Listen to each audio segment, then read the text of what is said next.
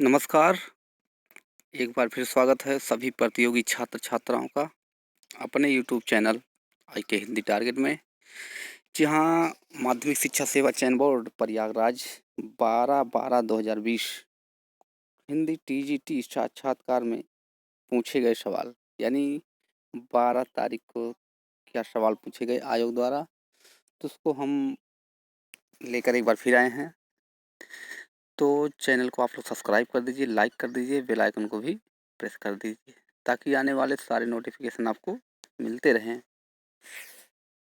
और इस चैनल के माध्यम से हिंदी टीजीटी, पीजीटी, ईएलटी की तैयारी भी करवाई जा रही है। आप हमारे चैनल से जुड़ सकते हैं। तो चलिए देखिए क्या पूछा गया, उसको लेकर हम एक बार फिर आए हैं। ये प्रश्न है सोनिया जी का, यानी सोनिया सिंह। सर, मेरा इंटरव्यू आज था। सबसे पहले मुझसे पूछा गया मेरा नाम। जी हाँ, किसी किसी से उनका नाम भी पूछ ले रहे हैं। ठीक है, वैसे नाम नहीं पूछा जाता लेकिन पूछ ले रहे हैं कुछ लोग। और मैं कहाँ से आई हूँ, फिर उसके बाद मेरे नाम का अर्थ पूछा।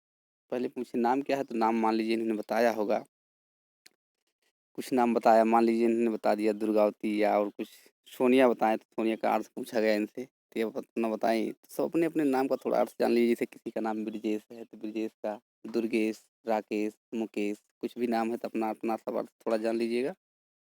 पूछा जा रहा है। और उसका पर्यायवाची पूछा गया, क्या क्या पर्यायवाची इसके अंतर्गत आते हैं, तो पर्यायवाची पे भी थोड़ा सा ध्यान दीजिएगा।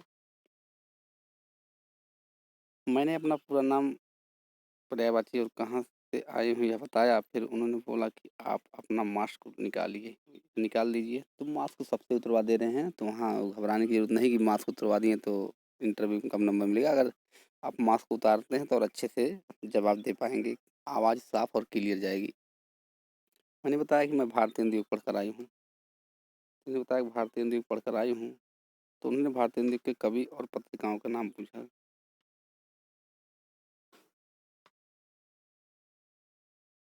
तो आपको हम कितनी बहुत बार बता चुके हैं, भारतीय हिंदी के कवियों के नाम, भारतीय हिंदी की पत्रिकाओं के नाम सब बताया गया है, तो आप लोग अच्छे से पढ़े भी होंगे। उन्होंने बताया होगा जितनी पत्रिकाएं हैं सब, भारतीय हिंदी की पत्रिका, द्विवेदी की पत्रिका, छायावादी की पत्रिका, सब आप लोग तैयार करके जाइए। जिनका बच्चा है बस मात्र 4 दिन बचे हुए हैं, ज़्यादा से ज़्यादा साढ़े 650 बच्चे और बचे हुए हैं, उनका होना है। फिर पूछा गया कि भारतीय हिंदी में आपको क्या अच्छा लगता है और कौन से कवि अच्छे लगते हैं और वह क्यों अच्छे लगते हैं। तो ये प्रश्न आपसे किया जा रहा है, कौन, क्यों, काहे अच्छे लगते हैं, ठीक है, और कौन से कवि अच्छे लगते हैं। तो उन्होंने बोला आप तो बताए होंगे अपने हिसाब से, भारतेंद्र अच्छे लगते हैं या प्रताप नारायण मिश्र अच्छे लगते हैं। उन्होंने बोला कि आप भोजपुरी क्षेत्र से हैं, तो हो सकता है ये बनारस क्षेत्र से गई हूँ, या बनारस क्षेत्र से, या फिर आजमगढ़, देवरिया कहीं से भी रही होंगी। इनसे पूछा गया कि है तो कोई लोकगीत सुनाइए। इन्होंने लोकगीत, मैंने उन्हें एक लोकगीत सुनाया। लोकगीत सुनाने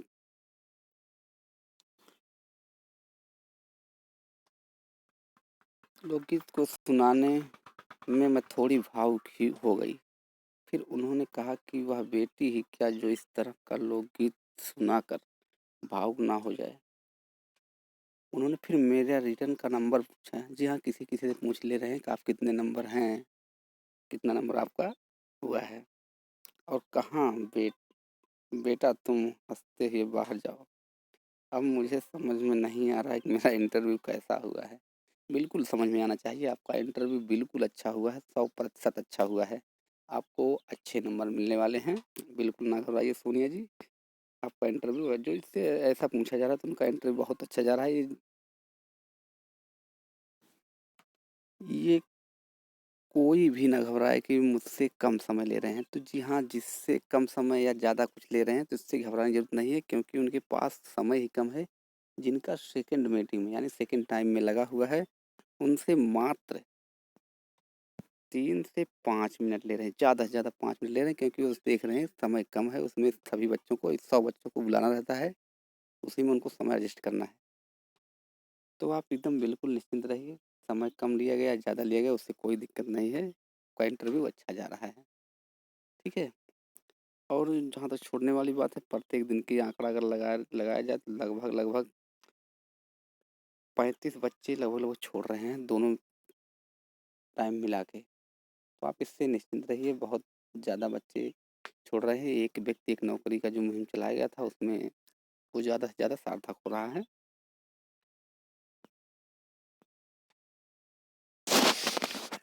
कुछ और प्रश्न आपके सामने है, देख लीजिए क्या-क्या और पूछा गया। ताशी के इतिहास में क्या कमियाँ पाई गई? तो ये पूछा गया। एक ही सवाल कई बार पूछा जा रहा है। ताशी के इतिहास का अनुवाद किसने किया है? रामचंद्र शुक्ल ने अपना इतिहास कब लिखे, यानी किस सन में लिखे? ग्रेजुएशन के इतिहास का नाम लिखकर बताइए। जी हाँ, वहाँ बोर्ड पर भी लिखकर आपसे पढ़वाया जा रहा है, बताया जा रहा है। कोई एक शब्द लिख दे रहे हैं। एक लोग सिर्फ वहाँ एक शब्द लिखा रहता है हिंदी में, कुछ भी लिखा रहेगा, तो उसको आप कुछ कहेंगे, मार्कर उठाइए और इसको संस्कृत में अनुवाद कीजिए, ठीक है? तो ऐसे भी वहाँ करवाया जा रहा है। किसी चीज़ का पर्यायवाची लिखवाया जा रहा है। कोई एक शब्द है सर्वे भवन्तु सुखिनः, इसका हिंदी में अर्थ बताना है। तो ये सब वहाँ पे चल रहा है। कुछ बोर्ड हैं जो इसमें संस्कृत में पूछा जा रहा है, तो आप बिल्कुल ना घबराएं, थोड़ा बहुत तैयार करिए, उसको थोड़ा भी उसको भी पढ़ लीजिए। नागार्जुन की कोई पंक्तियाँ सुनाइए, अगर प्रगतिवाद से संबंधित नागार्जुन की पंक्तियाँ याद कर लीजिएगा। कौन सा समाज सभी कारक में विभक्त होता है? ये प्रश्न 2 बार पूछा गया, 3 बार, कई बार 25 बार पूछे जा रहे हैं इससे प्रश्न, तो आप इस प्रश्न को तैयार करके जाइए। जयश्री का प्रमुख अलंकार कौन सा है? पद्मावत की कोई पंक्तियाँ सुनाइए। खड़ी बोली का क्षेत्र बताइए।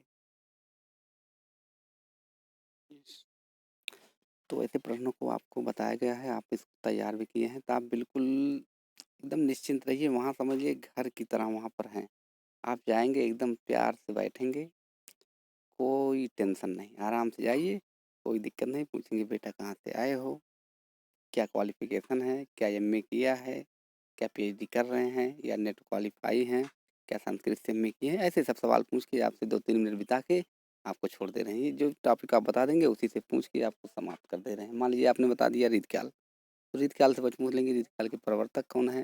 रीतकाल की कुछ कवियों के नाम बताइए, रीतकाल की विशेषता बताइए, रीतकाल में मतीराम की रचनाओं को बताइए, रीतकाल में कौन कवि हैं जो वीर रस से लिखे हैं? तो ऐसे सब पूछ के आपसे वहाँ ऐसे कर रहे हैं, बस आगे नहीं जा रहे हैं, ठीक है? व्याकरण तैयारी है तो व्याकरण में पूछ रहे हैं। कुछ बोर्ड हैं जो थोड़ा हट के पूछ रहे हैं, जिसमें मैडम लोग बैठे हैं तो थोड़ा ज़्यादा अपने को स्मार्ट बन रहे हैं, पहले पूछना प्रारंभ कर देती हैं, ठीक है? आप जो तैयार करके गए उससे हट कर पूछेंगी। अगर उनमें पड़ गए आप तो पहले वो जो आप तैयार करके गए उससे पहले वो बीच में टपक पड़ेंगी और पूछेंगी ये बताइए। तो उन्हीं से थोड़ा डर है, बाकी किसी से डर नहीं है, तो आप एकदम निश्चिंत होकर जाइए। बिहारी सस्ते की टीका फारसी में किसने लिखी? जी हाँ, बिहारी सस्ते की टीका फारसी में भी लिखी गई है, खड़ी बोली में भी लिखी गई है, ब्रज में भी लिखी गई है। ये थोड़ा आप तैयार कर लीजिएगा, 50 से अधिक लोगों ने टीका लिखी है। सफाई का तत्सम क्या होता है? प्रश्न एक बार फिर बताया गया था, फिर एक बार देख लीजिए। सभी संचारी भावों के नाम बताइए। जी, सभी संचारी भावों को आप तो याद नहीं होगा, लेकिन मैडम पूछ रही थी, तो मैडम को खुद नहीं सभी संचारी भाव याद होंगे हमारे हिसाब से, तो आप इसको थोड़ा तैयार कर लीजिएगा। इलाहाबाद कितने जनपद से लगा हुआ है? ये प्रश्न पूछा गया कई बार। इलाहाबाद कितने जनपद से लगा हुआ है? ठीक है? इलाहाबाद का नाम प्रयागराज क्यों पड़ा? कब पड़ा? तो ये सब प्रश्न आपसे पूछे जा रहे हैं। तो आज के प्रश्न रहे, और ये प्रश्न कल के रहे। अब आज के प्रश्न क्या होंगे वो आप लोग पे निर्भर करेगा। अगर आप लोग इस नंबर पर व्हाट्सअप करके बता देते हैं 63